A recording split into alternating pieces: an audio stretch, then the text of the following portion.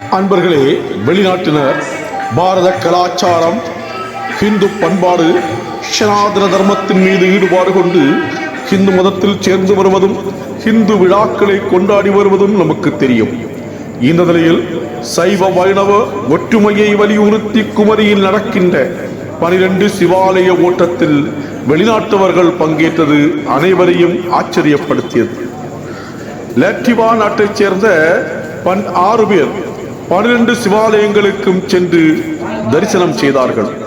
பாரத கலாச்சாரம் மிகவும் பிடித்ததால் அடிக்கடி இந்தியாவின் பல பகுதிகளுக்கும் ஆன்மீக சுற்றுலா செல்லும் போது மகா சிவராத்திரி மற்றும் கன்னியாகுமரியில் நடக்கும் 12 ராசிக்கான 12 கோயில்களில் நடக்கும் சிவாலய ஓட்டம் குறித்தும் அதன் வரலாறு குறித்தும் கேள்விப்பட்டதாகவும் அதனால் இந்த புனித பயணத்தில் கலந்து கொண்டதாகவும் தெரிவித்தார்கள்.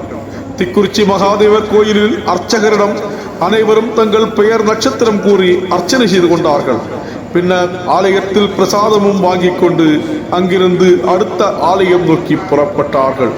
உலகையெல்லாம் ஈர்த்து வரும் சனாதனத்தின் சிறப்பே வார்த்தைகளால் சொல்ல முடியாதது. பார்ப்போம் வெளிநாட்டினர் தரிசனம் செய்த காட்சியை.